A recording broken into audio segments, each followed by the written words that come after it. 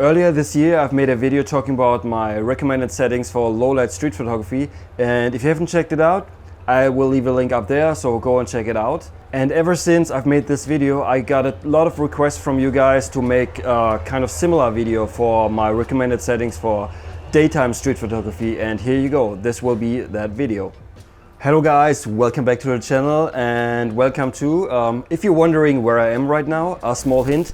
I'm currently in Bangkok, but more about this specific location in a future video. Before we jump right into the video, just a quick announcement. If you haven't picked up my zine 28, where I shot a ton of street photography in Egypt, or my color profiles for Lightroom, I've decided to make holiday special. So if you pick them up, or one of those, you will get 20% off of your total order if you use this code here. And yeah, the link will be in the description box down below. Alright, first let's talk about settings when using a digital camera like my trusty Leica Q here. But these settings can be applied to almost any modern camera that allows manual settings. In low light, it's often absolutely impossible to raise the shutter speed above 1/250th of a second. I mean, you could, but then you have to compensate by raising your ISO to a level that you might not be comfortable with. But in daytime, it's very different.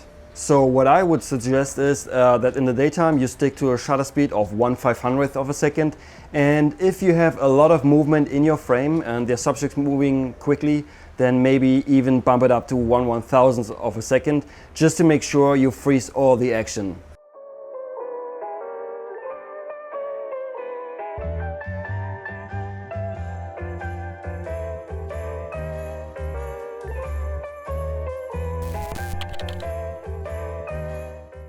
For the aperture, you might think, well, that's very simple, I just shoot wide open.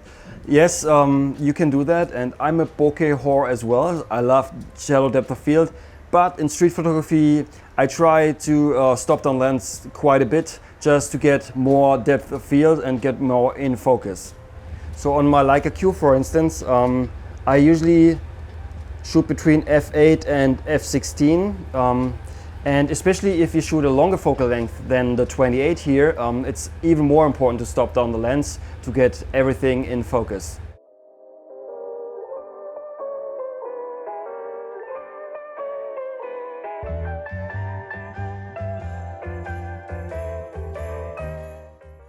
Now let's talk about the third aspect of the exposure triangle. We covered already the shutter speed, we covered the aperture setting, and now let's talk about ISO.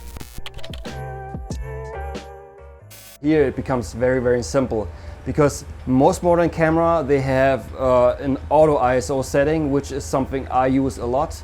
There you only set your minimum shutter speed, and then the camera will automatically pick the ISO setting that fits the metering in the scene. And for metering, I usually use matrix metering, which works pretty well most of the time.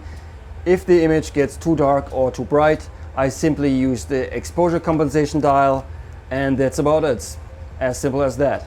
An additional tip that I can give you is, if you're shooting a digital camera, it's better to underexpose your image slightly, because most modern sensors, they can handle underexposure much better than overexposure. So I would say maybe half to 2/3 of a stop underexpose. And if you shoot raw, you can easily compensate in Lightroom after you come back and you develop your photos. Alright guys, we covered exposure, and now let's talk about focusing. And here it becomes very simple, because you remember I stopped down the lens to f8 to f16, and that is so easy to focus, because on the Leica Q or the 28mm here, if I stop down to f8 or f16, the depth of field is very wide. So what I do usually is, for focusing, I pre-focus to a certain distance. This is called zone focusing. For instance, if I want to get really close, I pre-focus to 1 meter and just keep it there. Then I get really close, and basically everything will be in focus that I want to be in focus. Or if my subject is a little further away, I might pre-focus to 2 to 3 meters. Or if it's further away, maybe to 5 to 10 meters. That's really simple, and it's much faster than using autofocus. I mean, there's nothing wrong about using autofocus, but I mean, if the focus is already set, it cannot be faster than that. So that's what I would suggest using, and for me, this works extremely well. Now, these settings also apply to when shooting film, but there are a little small things to keep in mind.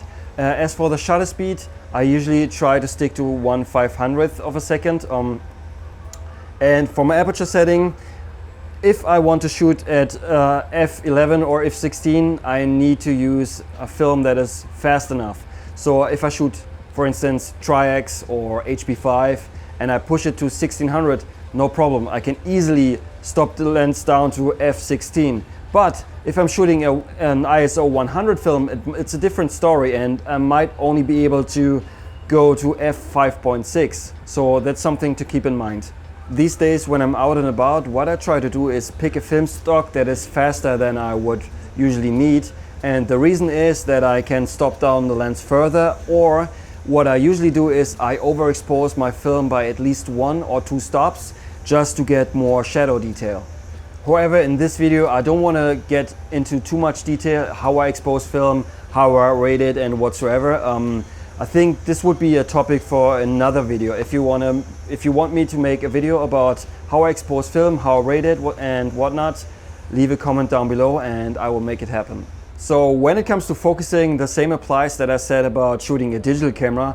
If I shoot this guy here out on the streets, there's no option for autofocus, so I have to stick with manual focus. And if I shoot a film camera and a digital camera side by side, in the end it makes sense to use manual focus only, because then you're used to it and it doesn't matter which one you pick up, you already know what to do, and zone focusing is the way to go in street photography. That's my opinion. Okay guys, that's about it. It's as simple as that. There's no need to overcomplicate things, and I hope you have a great time applying these settings next time you go out and shoot. Okay, that's it for today's video, and don't forget to pick up my Zine 28 and also my color profiles for Lightroom and get 20% off for a couple of days if you use this code here. The link will be in the description box down below. And as always guys, if you like the video, give it a thumbs up. If you want to see more videos like this, subscribe to my channel if you haven't already, and we will see each other very, very soon in the next video. Until then, auf Wiedersehen.